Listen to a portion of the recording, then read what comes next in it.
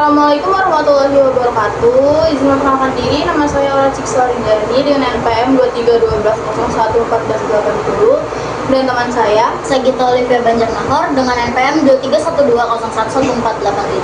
Di sini kami akan menjelaskan makalah mengenai pembatalan perjanjian perdamaian sebagai dasar pernyataan pilot, studi kasus PT Sri Rejeki Isman Tbk atau Sritex. Sebelum masuk pada inti materi, teman saya akan menjelaskan terlebih dahulu kronologinya secara singkat. Kasus kepailitan PT Sri Rejeki Isman Tbk Sritex berlangsung secara bertahap dan kronologis sejak tahun 2021. Permasalahan bermula pada Januari 2021 ketika kondisi keuangan perusahaan mulai tertekan dan berdampak pada kemampuan pembayaran utang kepada para kreditur. Situasi ini mendorong kreditur untuk menempuh jalur hukum. Selanjutnya pada 19 April 2021, permohonan penundaan kewajiban pembayaran utang atau PKPU yang diajukan oleh CV Prima Karya resmi didaftarkan di Pengadilan Niaga Semarang. Tidak lama kemudian, pada 20 April 2021, PT Bank UNB Indonesia Tbk juga mengajukan permohonan PKPU terhadap PT Senang Karisma Tekstil, perusahaan yang masih berada dalam kelompok usaha Sritex, dengan melibatkan Iwan Setiawan Rukminto sebagai penjamin pribadi. Kemudian pada 21 April 2021, PT Indobahari Express kembali mengajukan permohonan PKPU terhadap PT Rayon Utama Makmur yang merupakan anak perusahaan Sritex. Permohonan PKPU terhadap Sritex akhirnya dikabulkan oleh pengadilan pada 12 Mei 2021, sehingga perusahaan resmi dalam masa PKPU. Dalam periode ini, Sritex diberikan kesempatan untuk menyusun rencana restrukturasi utang guna menghindari kepailitan. Perusahaan kemudian melakukan berbagai upaya, termasuk mengubah utang jangka pendek menjadi utang yang jangka panjang agar arus kas dapat lebih terjaga.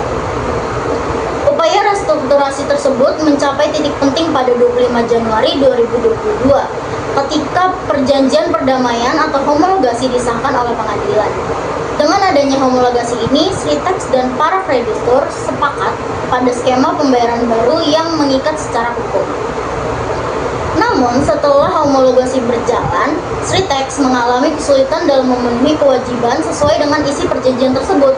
Sepanjang tahun 2022 hingga 2023, kondisi keuangan perusahaan semakin tertekan akibat kombinasi faktor eksternal, seperti dampak pandemi COVID-19, penurunan permintaan global, serta kenaikan biaya produksi ditambah dengan faktor internal perusahaan. Akibat ketidakmampuan tersebut, para kreditur kemudian mengajukan permohonan pembatalan perjanjian perdamaian ke Pengadilan Niaga. Permohonan ini dikabulkan, dan pengadilan menyatakan Sritex dalam keadaan pilot karena terbukti tidak melaksanakan kewajibannya sebagaimana diatur dalam perjanjian homologasi. Tidak menerima putusan tersebut, Sritex mengajukan upaya hukum kasasi ke Mahkamah Agung. Namun, putusan nomor 1345 ini, permohonan kasasi tersebut ditolak. Sehingga pada tahun 2024, status pilot Sritex menjadi berkekuatan hukum tetap. Putusan ini sekaligus menandai berakhirnya seluruh rangkaian upaya hukum yang ditempuh oleh perusahaan dalam mempertahankan restrukturasi utangnya. Selanjutnya kita akan membahas apa yang menjadi rumusan masalah dari perkara ini. Yang pertama, siapa pemohon atau penggugat dan siapa termohon atau tergugat dalam perkara ini. Kedua, apa alasan pemohon mengajukan permohonan pilot. Yang ketiga, apa alasan majelis hakim Pengadilan Niaga mengabulkan permohonan tersebut. Yang keempat, siapakah kurator dan hakim pengawas yang ditunjuk dalam putusan pernyataan pilot dalam perkara ini.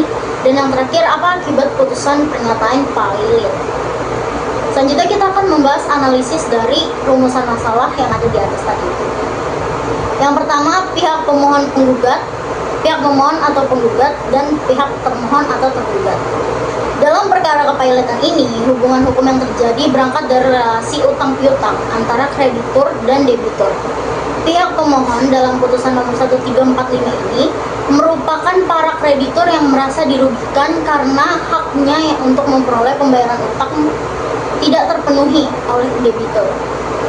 Salah satu kreditur yang berperan sebagai pemohon adalah PT Indobahari Rayon yang mengajukan permohonan ke Pengadilan Niaga serta menilai bahwa debitur tidak lagi menunjukkan kemampuan maupun itikat baik untuk melaksanakan kewajibannya. Di sisi lain, pihak termohon adalah PT Sri Rejeki Isman Tbk Sritex beserta entitas terkait sebagai debitur. Sebagai pihak yang memiliki kewajiban, Sritex sebelumnya juga telah diberikan kesempatan hukum melalui mekanisme PKPU untuk menyelesaikan utangnya secara damai dengan para kreditur. Namun posisi termohon dalam perkara ini menjadi lemah karena ketidakmampuannya menjalani kewajibannya yang telah disepakati. Dengan demikian, kedudukan dari para pihak mencerminkan konflik kepentingan antara kreditur yang menuntut kepastian pembayaran dan debitur yang tidak mampu memenuhi kewajibannya. Selanjutnya, apa yang menjadi alasan pemohon mengajukan permohonan pilot? Permohonan pilot dalam perkara ini tidak muncul secara tiba-tiba, melainkan merupakan akibat dari kegagalan debitur dalam melaksanakan perjanjian perdamaian yang telah dicapai dalam proses PKPU. Pada awalnya, perjanjian perdamaian tersebut memberikan harapan bagi kedua belah pihak karena memuat skema restrukturasi utang yang lebih ringan, seperti penjadwalan ulang pembayaran dan penyesuaian kewajiban finansial. Dengan adanya perjanjian tersebut, debitur seharusnya memiliki kesempatan untuk memperbaiki kondisi keuangannya dan melanjutkan kegiatan usahanya. Namun dalam praktiknya, Sritex tidak mampu menjalankan isi kesepakatan tersebut. Pembayaran yang seharusnya dilakukan secara bertahap tidak terrealisasikan sesuai jadwal. Kondisi ini menimbulkan kerugian bagi kreditur karena hak mereka tertunda, bahkan berpotensi tidak terpenuhi. Selain itu, kegagalan tersebut juga menunjukkan bahwa restrukturasi yang telah disepakati tidak berjalan efektif. Faktor penyebab kegagalan ini cukup kompleks, meliputi beban utang yang besar, tekanan arus kas, serta kondisi eksternal seperti dampak pandemi COVID-19 dan penurunan permintaan pasar global. Di sisi internal, lemahnya pengelolaan keuangan dan keputusan bisnis yang kurang tepat untuk turut memperburuk keadaan. Akumulasi dari berbagai faktor ini membuat kreditur kehilangan kepercayaan terhadap kemampuan debitur, sehingga permohonan pembatalan perdamaian dan pilot menjadi langkah yang dianggap paling rasional. Selanjutnya adalah alasan majelis hakim mengabulkan permohonan.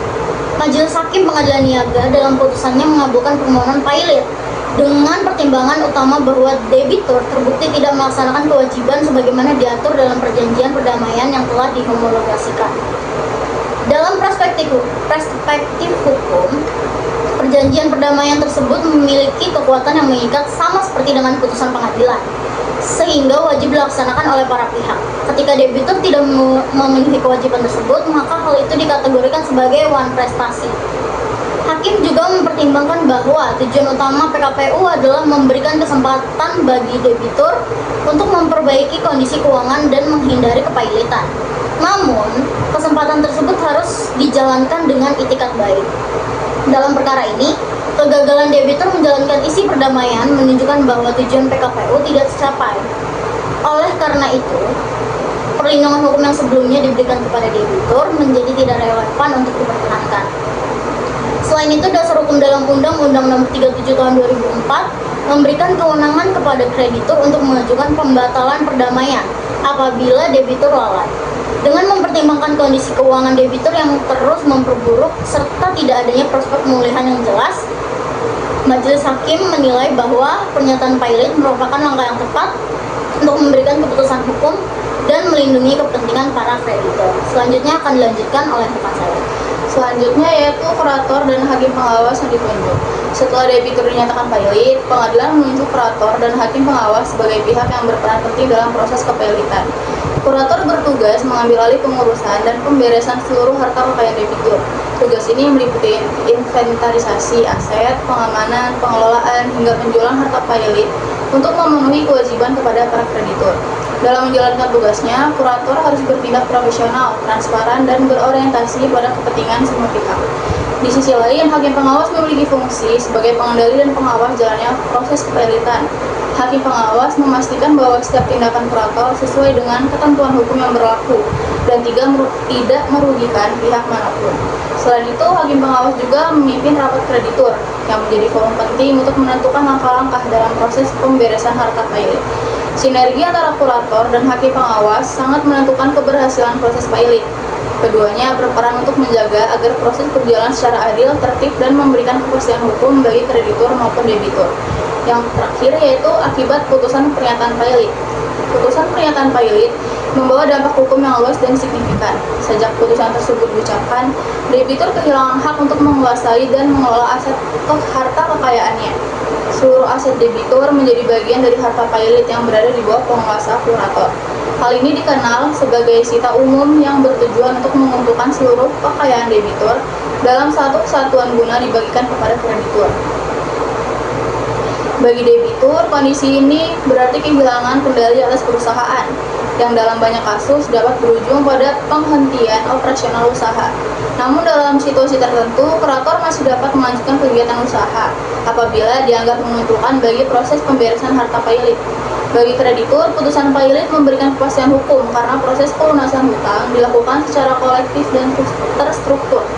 Pembayaran dilakukan berdasarkan prinsip keadilan, yaitu secara proporsional sesuai dengan jenis dan jumlah piutang masing-masing kreditur.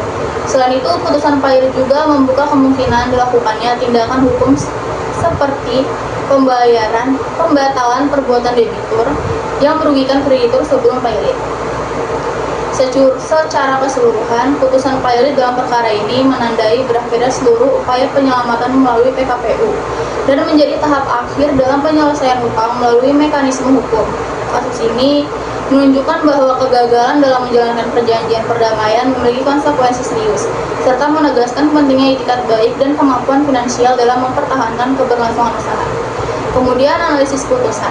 Putusan pada nomor 1345/K/Perdata khusus pilot /2024 pada dasarnya menegaskan bahwa kepilitan merupakan konsekuensi hukum atas kegagalan debitur menjalankan perjanjian perdamaian hasil PKPU. Dalam perkara ini, PT Sri Rejeki Isman Tbk Sritex terbukti tidak memenuhi kewajibannya sesuai kesepakatan yang telah dihomologasi, sehingga dikategorikan sebagai wan prestasi. Majelis hakim kemudian mengabulkan permohonan pembatalan perdamaian dan menyatakan pilot karena tujuan PKPU, yaitu menyelamatkan perusahaan melalui restrukturisasi atau tidak tercapai. Secara hukum, putusan ini sudah tepat karena didasarkan pada ketentuan Undang-Undang Nomor 37 Tahun 2004 yang memungkinkan pembatalan perdamaian jika debitur lalai. Selain itu, kondisi keuangan perusahaan yang memburuk juga memperkuat pertimbangan bahwa debitur tidak mampu lagi memenuhi kewajibannya. Penolakan kasasi oleh Mahkamah Agung menunjukkan bahwa putusan tersebut sesuai dengan hukum yang berlaku. Secara keseluruhan, putusan ini mencerminkan pentingnya kepatuhan terhadap perjanjian dalam PKPU, serta menegaskan bahwa kepilitan menjadi langkah akhir untuk memberikan keputusan hukum dan melindungi kepentingan kreditur ketika upaya restrukturisasi gagal. Yang terakhir yaitu kesimpulan. Kesimpulannya, putusan nomor 1345/K/Perdata khusus pilot dari 2024 menunjukkan bahwa kepilitan PT Sri Rejeki Isman Tbk Sritex merupakan akibat langsung dari kegagalan debitur dalam melaksanakan perjanjian perdamaian yang telah disahkan melalui mekanisme PKPU. Meskipun sebelumnya telah diberikan kesempatan untuk melakukan restrukturisasi hutang, debitur tidak mampu memenuhi kewajibannya sehingga dikategorikan sebagai wan prestasi. Majelis hukum mengabulkan permohonan pembatalan perdamaian dan menyatakan pilot dengan dasar hukum yang jelas, yaitu Undang-Undang Nomor 37 Tahun 2004. Sekian pembahasan materi mengenai makalah kami akhiri. Wabillahi taufiq wal hidayah. Wassalamualaikum warahmatullahi wabarakatuh.